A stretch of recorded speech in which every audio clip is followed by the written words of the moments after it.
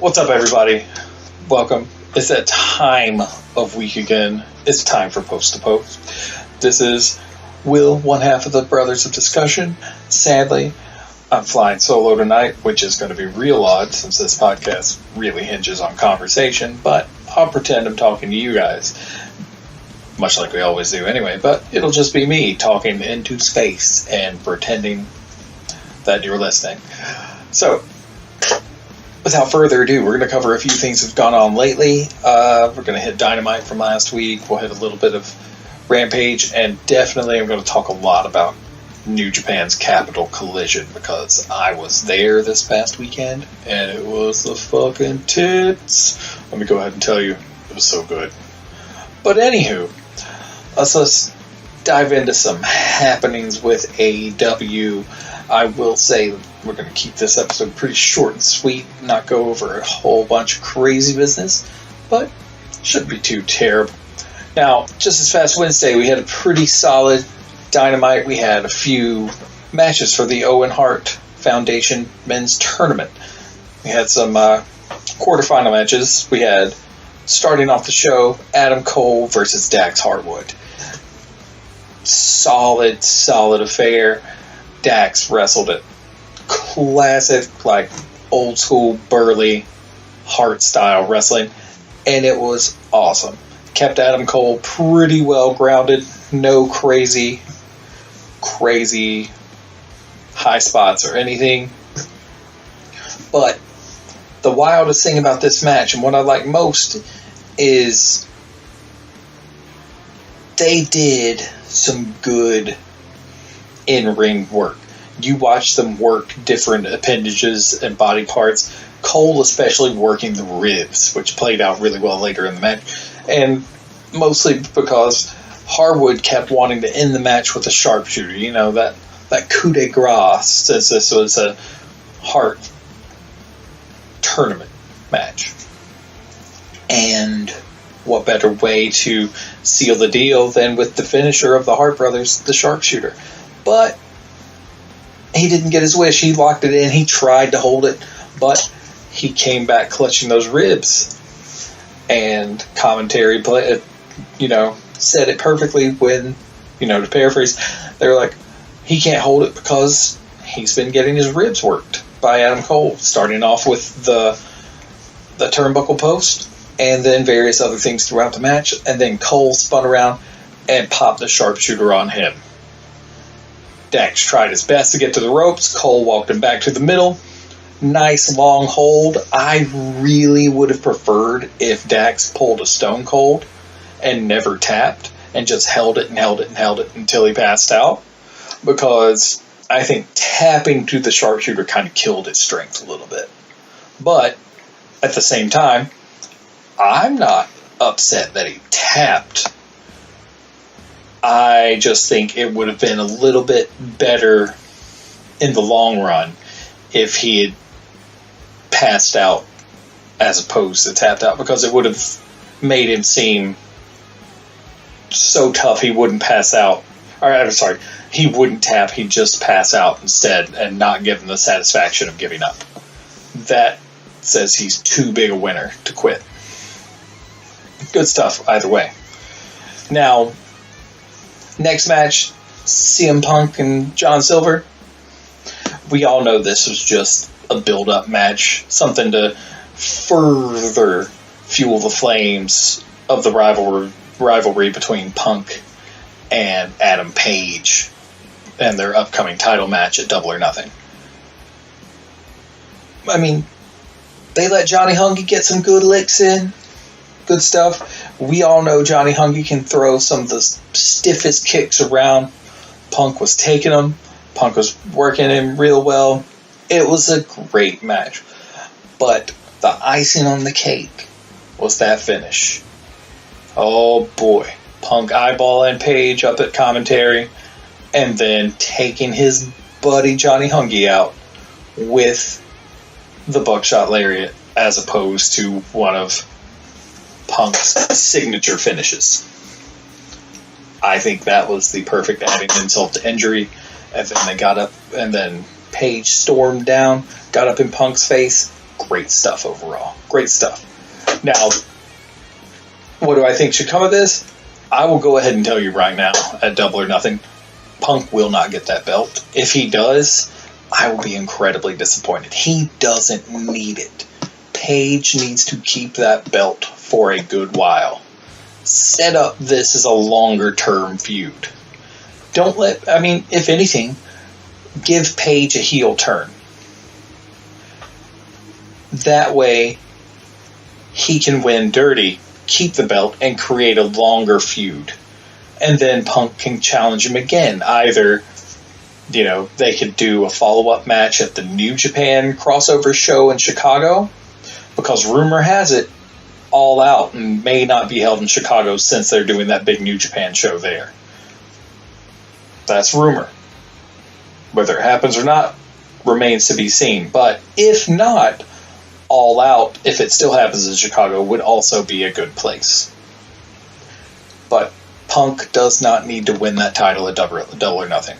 Page needs to retain, and beating, a pretty... I hesitate to use the word legend because I still think he's got a ways to go to get there, but to beat someone with the pedigree in pro wrestling that CM Punk has for a world title will really, really help to cement Page's strength as champion. Plus, it'll give us a nice possibility of Page holding on to it long enough for Kenny to return and then to kind of pick back up where they left off a little. We follow up now. Let's just say this MJF Wardlow thing, glorious. Love it. I'm liking where they're going. All the scuttlebutt with MJF and his heat backstage with Tony Khan, etc., about his contract and all that. While I think there's a nugget of truth behind it, I really feel like most of it is just him being in character. I've mentioned it a million times because, being at All In, which was a historical moment, being at StarCast, the convention prior to All In, and being in line with him at the breakfast table, or breakfast booth, whatever the fuck you want to call it, counter, the food counter inside the hotel. He never broke character. He's like that all the fucking time.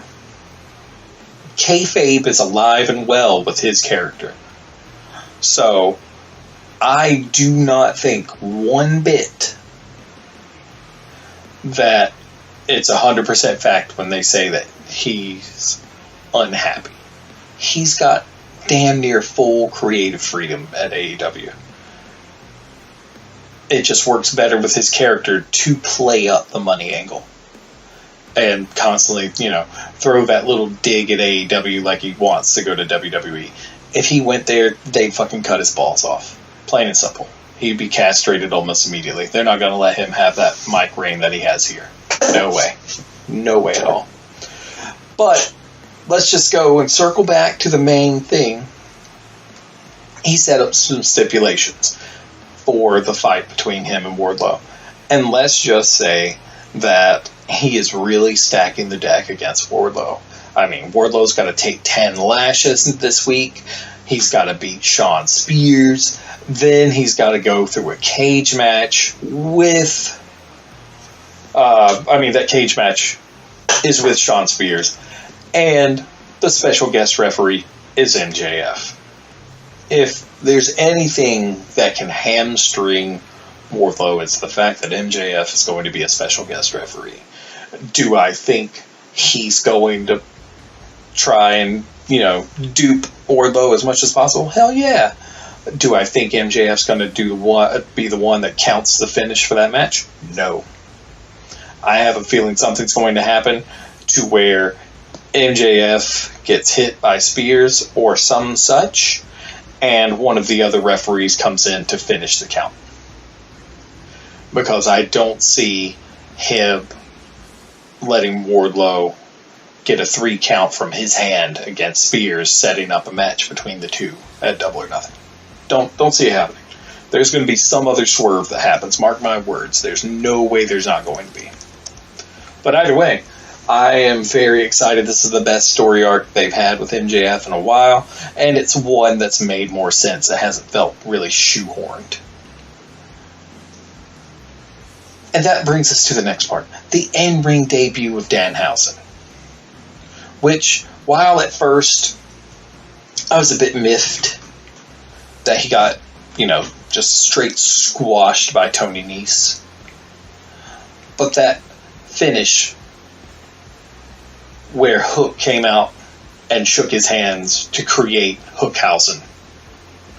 The fans clamored for Hookhausen when they first started meeting. And we thought it never would happen because it seemed more like a very standoffish situation between the two. Not very friendly by any stretch of the term. Chips played a big part. But we see that, at least right now, there is a truce between the two. But I digress. Back to the subject at hand. Danhausen taking that loss is not going to hurt him. Not at all. Because the bigger setup for this match was Hookhausen. Nese needed the win. Getting the win over an internet darling like Danhausen, that's going to put a feather in his cap. It's good. He needed the win on Dynamite.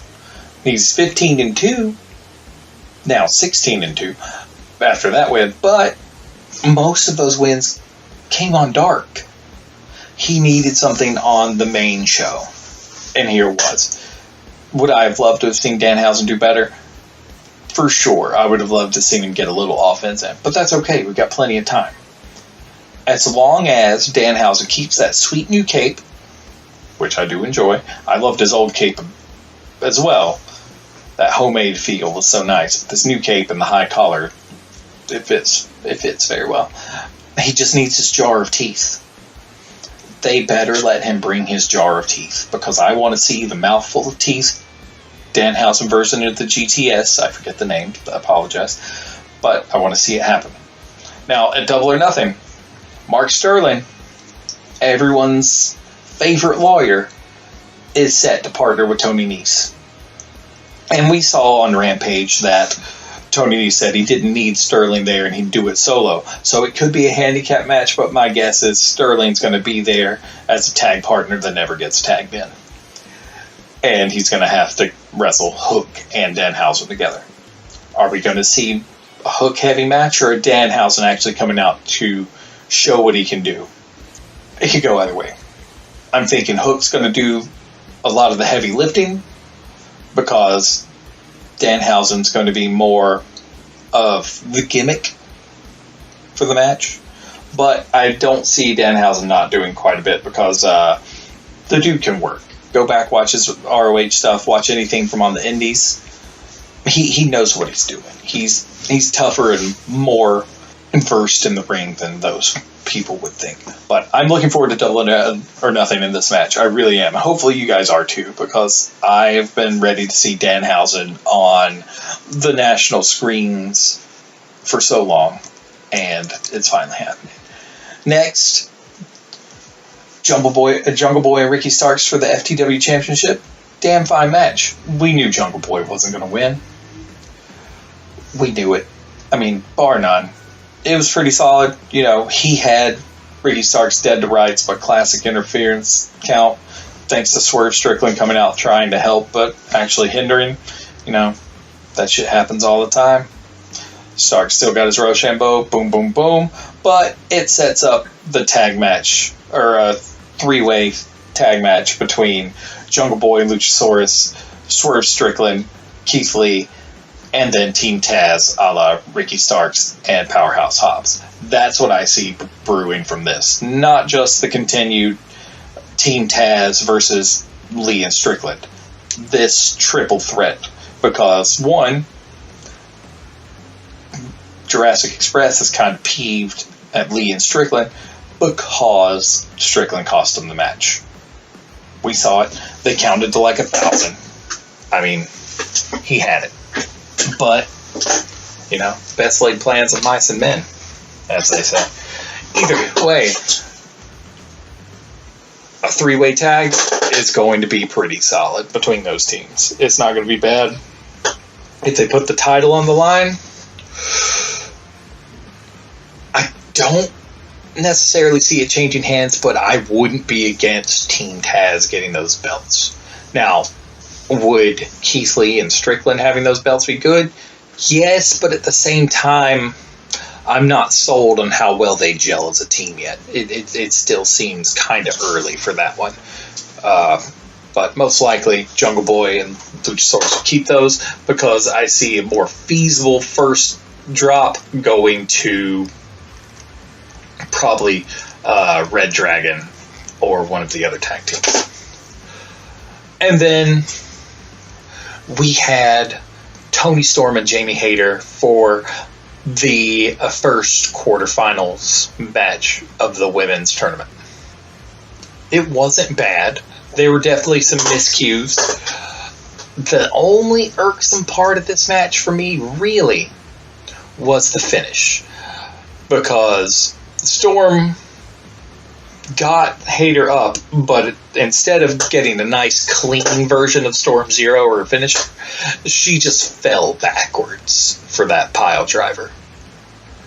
It looked more accidental than on purpose. And, you know, like I said, shit like that happens. But, I mean, honestly, it wasn't bad. But let's just go ahead and, you know, say this. God bless the AEW camera crew. If you know, you know. That's all that matters. Think on that one. But for one of the AEW women's matches, it really wasn't a bad one. I'm looking forward to who Toni Storm comes up against. I know that Britt Baker has the match against the Joker this week on Dynamite. And, well, it should be pretty good. But beyond that, we just get a nice setup for this week's Rampage main event. Dame Lambert, minute of the year, cutting some promos against Frankie Kazarian because Kazarian got that title shot with Scorpio Sky. A little brotherly love and respect there, setting it up. Rampage as a whole, though, let's just say I was, with the exception of the Death Triangle Butcher and Blade match, I was less than impressed with Rampage. I mean, Scorpio Sky and Frankie was a good match, but overall this Rampage was pretty weak. Started off Sean Spears and Bear Boulder. I love Bear Country. I do. I wish they'd get a little more push, but they are like the equivalent of an enhancement tag team right now. And damn it if Sean Spears didn't look good working that Bear Boulder.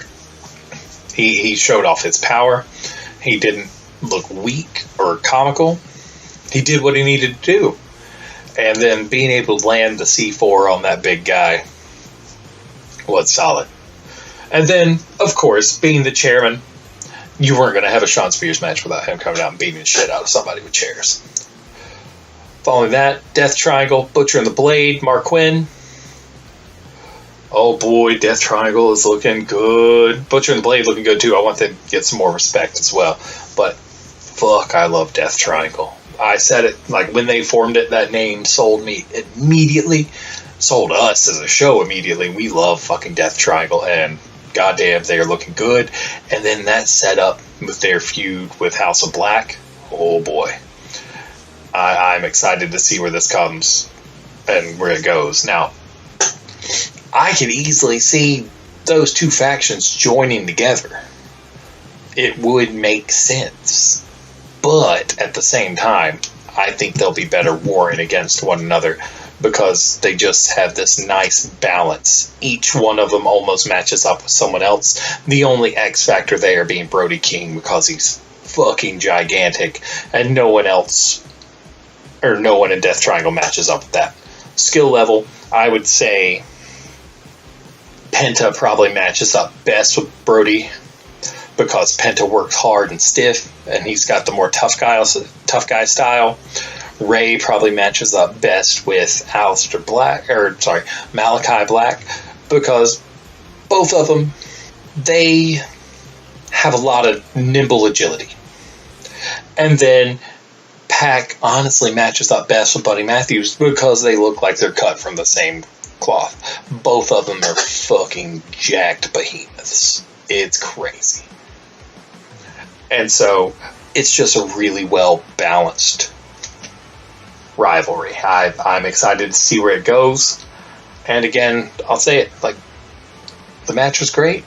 Seeing the I can never remember the name of Penta and Ray's finisher, but the stomp pile driver, and then Pac sealing the deal with the Black Arrow. Good stuff. I feel for Mark Quinn's head. I do indeed. Following that, we got to hear Jade cut another promo with the baddies. Cool. She needed them. They make her sound better. And then that led into Chris Statlander being called in as the replacement for Sheeta in the second round of the Open Heart tournament to go up against her former friend, Red Velvet. Let's just say Statlander better stomp the ever-living dog shit out of Red Velvet, because Red Velvet shouldn't have been this round anyway. Period. There's no way in hell. She should not have been. Sheeta, if you saw some of the articles that I did, and I shared them on the Facebook page quite a bit, Sheeta was surprised that she was out injured too. She had just popped out to Japan and did 5 shows real quick. Traveled and did 5 shows after her match with Serena Deeb a couple weeks ago. And, well, they just pretty much kayfabe injured her. Now, could it have been something where she went and did those matches and they kind of got a little grumpy with her? Maybe. I don't know the exact things, but she was surprised. She mentioned, I was unaware of any injuries. But either way, they removed her from the tournament. They put Statlander back in, which I'm not upset about. And I want to see Statlander get pushed through this. I doubt she will go all the way. My thoughts on the person going to go all the way in this tournament, it is probably going to be Toni Storm. It really is. I would say most likely we're going to see Toni Storm and I'm trying to think who the other one was. And probably, I would say a good possibility to balance it out, because you don't want to see double former WWE in the finals. It would just be a bad look overall, and all the AEW haters would immediately call them out on it and say, oh, they have to use the whole WWE talent to look good. No, they don't. But I think it would be smart to go Toni Storm, Chris Statlander. It would be a good match, and they both can work. It'd be the best way for the finals for that winner. Hey, I'll leave that up to chance. I want to see how things build up, and I'll make some further predictions later. But that's where I see it going. Next to last, you had Riho versus Ruby Soho. Ruby got the win with the Blade Runner. I like that she uses Jay White's finisher. It really fits her look. Riho, I wish she came out in the black gear like she did last week. It was a much better look, and it gave her this edge. It made her look meaner and tougher than she was before. But this was a good size match.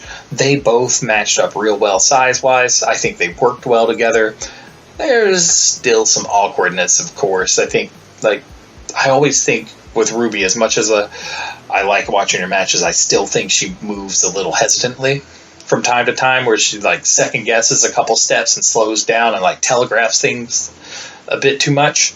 But I do believe that this match right here was a good pairing. And, well, Ruby got the win. Ruby moves on. Good stuff. And finally, Scorpio Sky and Frankie Kazarian. What more can be said? Solid match. Both of them really good in ring. Scorp gets the rub because he's the champ, and he needs it more than Kazarian does. And Kazarian is a consummate professional and a great person to use to put someone over, because he is good as shit in the ring. Period. And then, of course, you see the swerve. You think Scorp's going to turn on Ethan and Dan and dip out on top team, return to SCU? Nope. Pow, he attacks Kazarian after the fact, pretty much severing their ties. Done and done. Not bad. Not bad at all. I mean, but all things considered, Rampage, Death Triangle, way better. Like, that was match of the night. It really was. It was not the biggest Rampage. I worry about Rampage sometimes because it's just, I don't know, at times they just missed the mark on that show. Alright, now, Capital Collision. Let me just go ahead and say, like, I had a choice between going to Dynamite and Rampage in Baltimore or doing Capital Collision. I did Capital Collision because I had not been to a New Japan show yet, and I really wanted to go. It was at the same entertainment and sports arena that Dynamite was back in January in DC, and so I knew the seats were going to be good. Managed to get lucky. I had first row, first riser, left-hand side of the ring. New Japan's hard cam was right below where I sat for Rampage in January, so it was like center, facing the entrance ramp. It was not over to the left or right like you would normally expect. They were facing the entrance ramp because New Japan, while they use the hard cam a lot, they use the dynamic camera work of the people on the floor a lot more. So they have a more like intense and action-oriented camera style, which I really, really enjoy. It gets you invested in the match a little more, I think. But the matches we had, opening up things, well, there was a dark match. Nick Camarado went up against one of the Young Lions. He stomped a mud hole in his ass. Camarado came out strong. Next, you had Ren Narita and Carl Fredericks. Narita, once he gets back from his excursion, I'm excited to see what comes of him because he's still rolling the Young Lion style.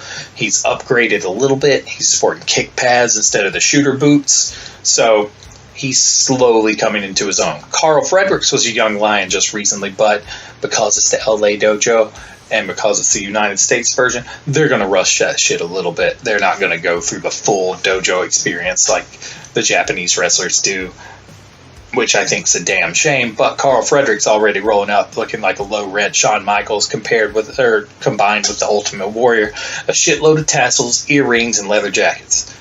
It was wild.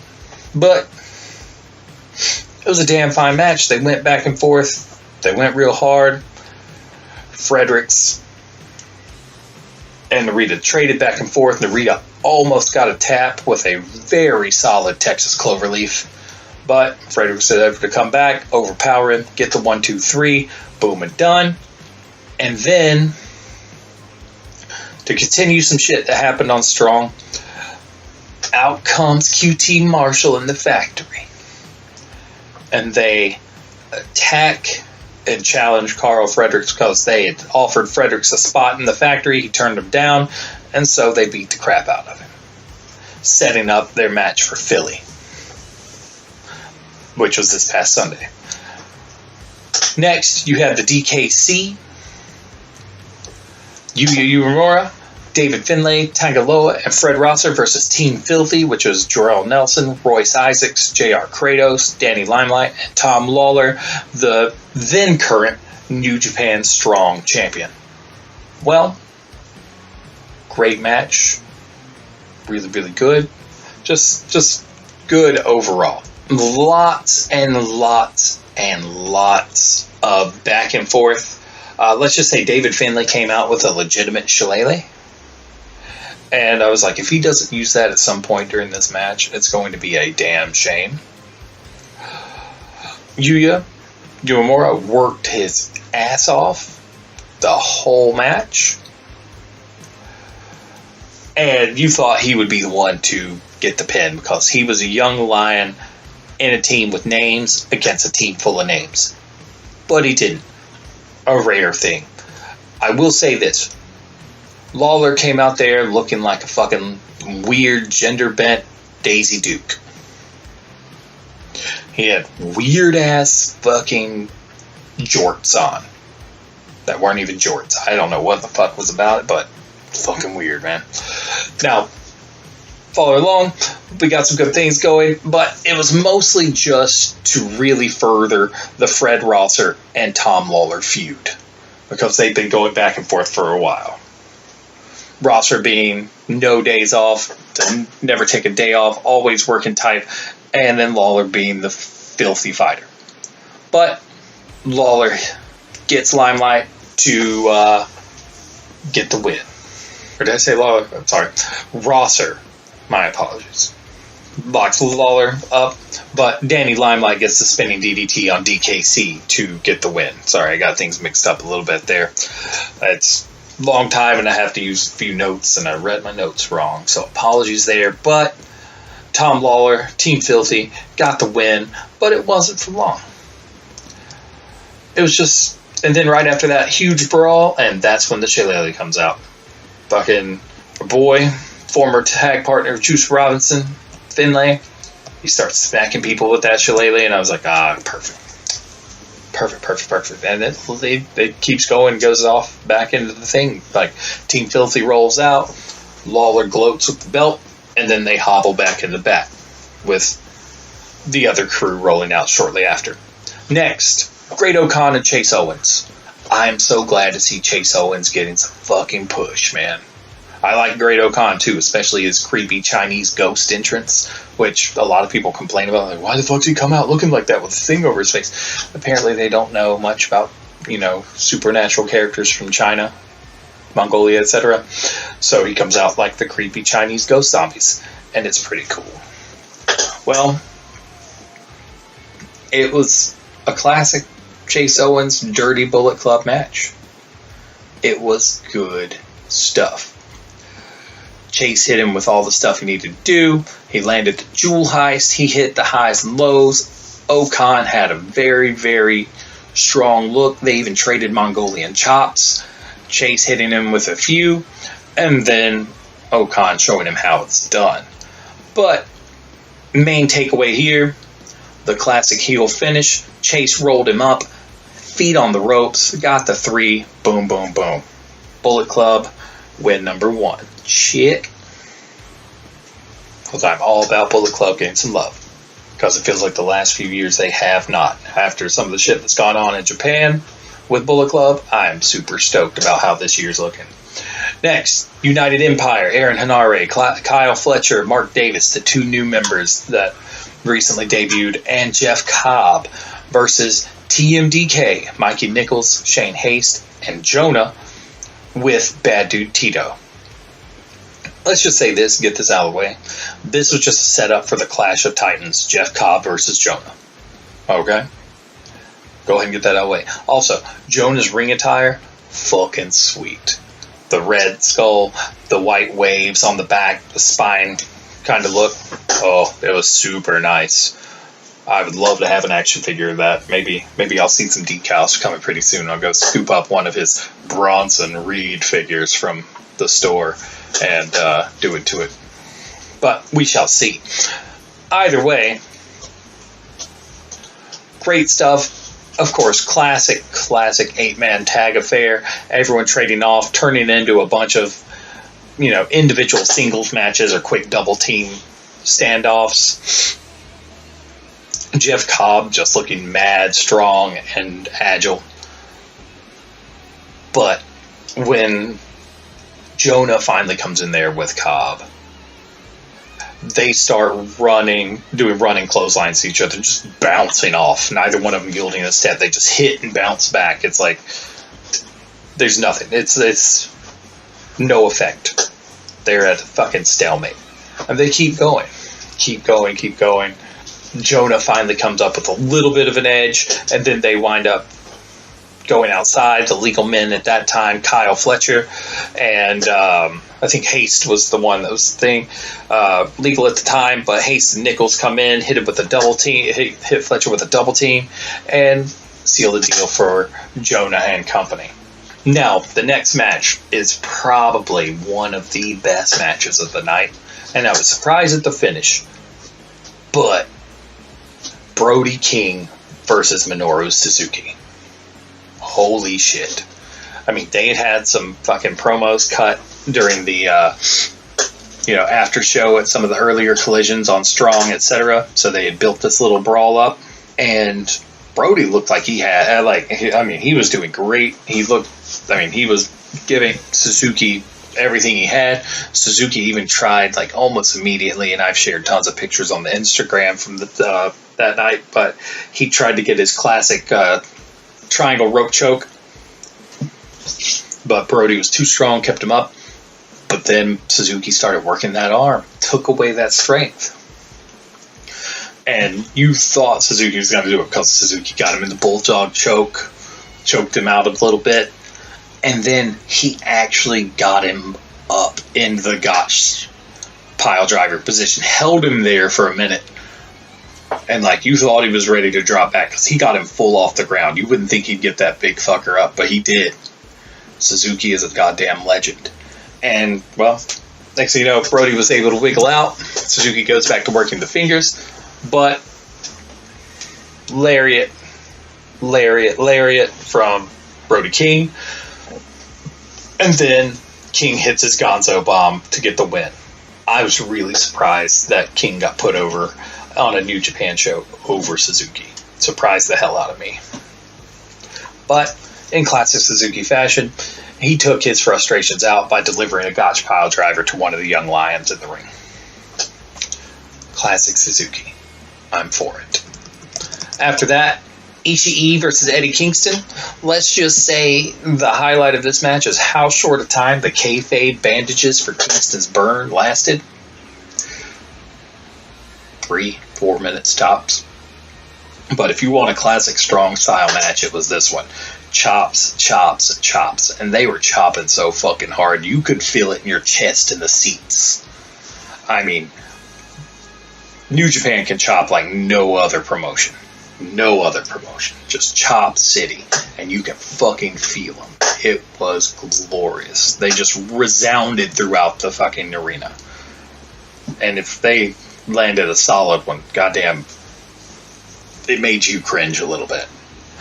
But I mean, Eddie hit Ishii with the fucking spinning back fist 2 times in a row to put him on his ass.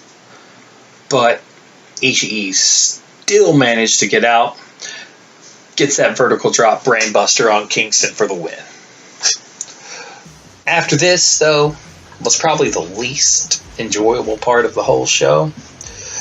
The King of Retirement, Lio Rush, made his return to New Japan, calling out the junior heavyweight division, called out Robbie Eagles, called out Taiji Ishimori, called out Hiromu, etc. Butchered some Japanese names, and then chuckled about it because he realized how bad he fucked up. And just all that, just to then follow up saying he wasn't cleared yet, but when he is, he's going to change the landscape of the junior heavyweight division.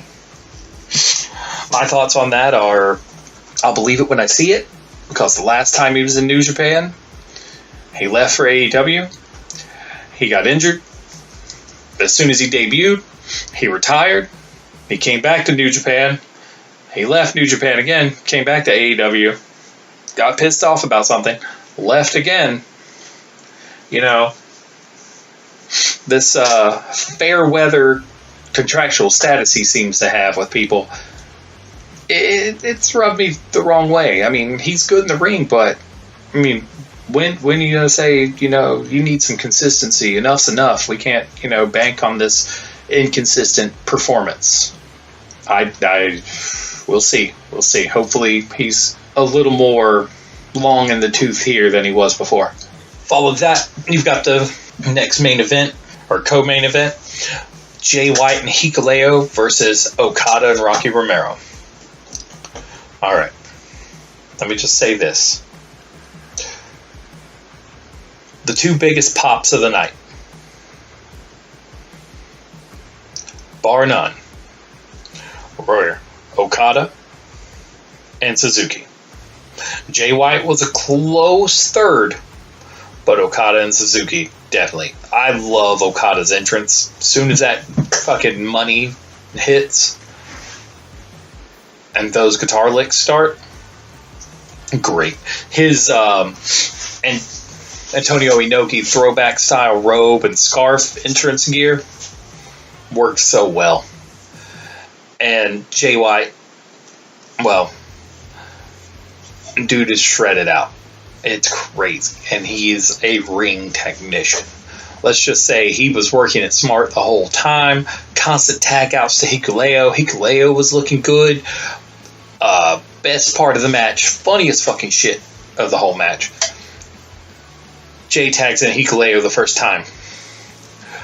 And then Rocky Romero, short as hell, as you already can probably figure this out, climbs up on throws his hand in, saying, yelling at Okada to tag him in. Okada turns around and just shakes his head no, and holds his hands in the international symbol for, no, you're short.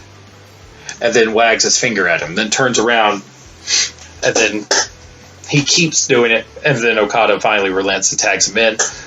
Rocky struts right up and goes face to chest with Hikuleo, like literally like struts up like he was going to go nose to nose and just puts his face right in Hikuleo's chest. Good shit. All things considered. We had tons of things going on. Air raid crashes happening. Okada going off the top rope, elbow dropping. Jay working out a thing. Springboard DDTs, plenty. And then Romero taking the Blade Runner after a couple failed attempts and reversals to win. Following that, Tangaloa comes out trying to convince his brother not to turn his back on his family, but Hikuleo's like, nah, man. And rolls out with Jay. Bullet Club for life. Bullet Club for life. Following that, let me just go ahead and say the main event. That four-way dance, Tanahashi, Moxley, Robinson, Ospreay, for the IWGP United States Heavyweight Championship was a great match. It worked out even better because it'll be another way that Will Ospreay can say he was fucking screwed over by New Japan. Because let's let it look this way. First, if you watch it, you can see me reach out and pat Jon Moxley on the back. So you can see me officially when he makes his entrance, because I was right there on that front row, right where he comes out. I was super stoked when I saw my seat, because I was like, Mox is going to come out right there. And that's part of the reason I bought it. So everyone gets their entrance. Classic stuff, all great entrances. Everything's really, really good. Let's just say Juice has the best of all the entrances, because it starts off with this classic flamboyant Juice Robinson music and video package, and then immediately like cuts out and switches to this like metal, like biker rock style video package and music, and he rolls out looking crusty and dirty. Biker heel Juice, Bullet Club Juice is great. Just going to go ahead and say it. And highlights of this match, I'm not going to go through the whole thing because, I could talk about this one for a long time. We saw Mox hit some fucking paradigm shifts. We saw Tana hit sling blades, high fly flows. We saw Ospreay hit Oz cutters and various other Ospreay maneuvers. We saw Ospreay take a chair to the back when he tried to start off one of his flips into the ropes. Juice got him good. But biggest spots of the night, or the biggest spot of the night in this match, Tanahashi, high fly flow, out of the ring, putting Moxley through a table. Holy shit. And they didn't come back in the ring after that. It was just pure Juice and Ospreay after this. They managed to... the ref gets distracted. Juice rolls up. Boom, low blow. Because Juice... Well, the distraction was Juice pushing the ref out of the way. And then he low blows Ospreay while the ref's turned around. Juice hits him with the finish. Boom. Juice Robinson gets the dirty classic Bullet Club style win and becomes a 3-time U.S. champ. I was super stoked. the Juice Robinson Rock Hard promo. I don't know if it's going to go down in history like the Math promo from Scott Steiner, but the silly ass way it was, him being rock hard, I think that promo was gold. He said the flamboyant bullshit's over, he's rock hard, and he's the boost the Bullet Club needed. Call him the Booster. I am stoked that Juice got this win because, hey, put all the gold on Bullet Club and I will be a happy camper. Plain and simple. But if you want to see pictures from the night, go check out our Instagram. It is there. Beyond that, I'll give you the brief run over. You had quite the card in Philly the following night. I am pissed off about how good this card was and how I would have loved to have seen some of these matches in DC. But you had, some NWA / New Japan talent going at it. JR Kratos, Jarrell Nelson, and Royce Isaacs defeating Alex Coughlin, the DKC, and Kevin Knight. Araya Daivari defeating Delirious. Delirious, former ROH. Who knows where he's going to end up now after the ROH acquisition by AEW. Carl Fredericks beat QT Marshall, which was set up Saturday night. David Finlay defeated Danny Limelight, which was set up also Saturday. Okan, Kyle Fletcher, Mark Davis, and Aaron Hanare defeated Jonah and the same crew from Saturday night in their follow-up match, so it's 1-1.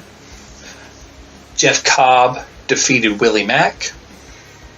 The only swap out was Okan for Cobb.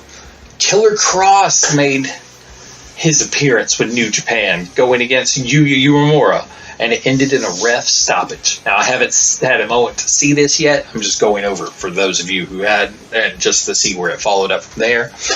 Brody King was on the show again. He defeated Jake Something, and if you haven't seen Jake Something wrestle from ROH, or not even ROH, but Impact, you're missing out. Dude is fucking hoss. Bullet Club, Jay White, Doc Gallows, Carl Anderson, Juice Robinson, and Hikuleo. God, I wish that match had been Saturday night.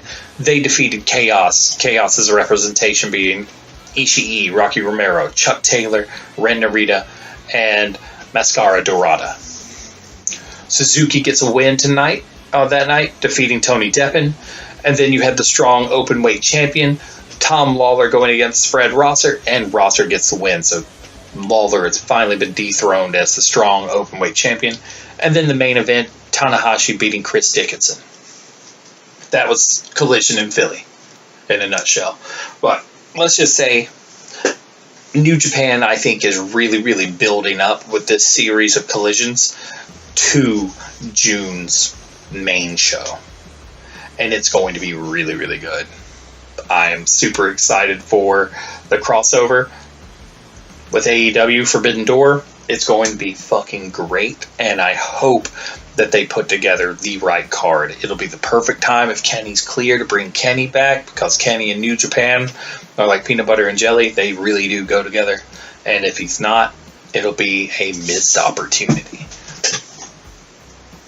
But things I could probably see happening, you're definitely going to have a standoff between Bullet Club and the Undisputed Elite, because they've been hinting at some of that stuff earlier on, especially with Jay popping up, Adam Cole talking about being Bullet Club for life. Will Adam Cole rejoin Bullet Club? Will he bring Kyle O'Reilly and Bobby Fish with him? Will the Bucks go, or will the Bucks back out? Will Kenny come back to Bullet Club, or will Kenny stay out? That's one of the things I want to see. That sort of interpersonal former member slash, let's not say former, let's say legacy member stuff going down. Are the Guerrillas of Destiny fully out of Bullet Club, or is it a long format work? We'll see. I like the idea of it being a long format work, because as of right now, Tama Tonga hasn't changed his handle on Instagram. It is still the good bad guy. If he's a face now, I don't know. Just doesn't seem to jive anymore. But we'll see soon enough. But things I want to see there. bar none. I want to see CM Punk and Kenta. I want to see the battle of GTSs. I want to see Kenny do his thing. If it's Kenny and Okada, sweet. Does it have to be a title match? No. Do I want to see someone from AEW get a New Japan title? Yes. Who? I'm not sure, but probably if they're going to change any titles over or do any title swapping and sharing, it'll be the U.S. title or the Never Openweight title. One of those two. There's a small chance it could be the Strong title because a lot of AEW people show up on New Japan Strong since it doesn't require as many travel issues. We'll see it go down. From a booking standpoint, I'd really need a little more time and thought. I've got about a month. I'll come back next week or probably next week, hopefully, and give you a little more thought on what I think it should be. But let's just say, I'm calling it now, this is the year of Bullet Club. Bullet Club will be back at strength before too long. But with that, I'm going to go ahead and say, hey, next week, there's a chance we'll be doing the usual type of show, but there's also a chance that we'll be popping up a special watch-along episode because a while back, and we've been a little busy, but a while back, someone requested through the Facebook page for us to do a watch-along of Royal Rumble 96. So, hey, we're finally going to do it. And once it's up and recorded, I'm not sure, I think it'll be in one long part instead of two parts. But once we do it, we'll let you know, we'll post it up, and then you can hear us riff on Royal Rumble 96. And thank you again to the person who requested it. We do appreciate it, and we are sorry for it taking so long. But, it's pretty much a two-man operation. It takes us some time to get around to things. But if you ask, we'll do it. Just hit us up. And for the rest of you listening, hey, hope you could tolerate this episode. Apologies for it being kind of long. I had a lot to go over. I didn't get too much into the weeds. It was basically just a quick super review episode. Let me know how we did, or how I did. Hit us up. We're on Facebook. We're on Twitter. We're on Instagram.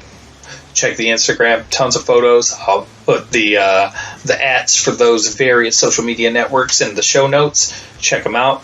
Give us a like, subscribe, follow, all those things because we want to get our numbers up. They've dipped real hard since the late fall, but we want to get them back up to where they were. But other than that, shoot us an email if you like. Again, big ups to Falcon and the Polar for making us sound good every week. He's a boy, and hopefully he can tolerate hearing me talk to myself for damn near an hour, because I didn't think I could pull it that long. It's amazing. I guess all these teaching skills come out pretty well from time to time. But anywho, thanks for listening. I'll catch you next week. It should be the full crew then. Until then, bye.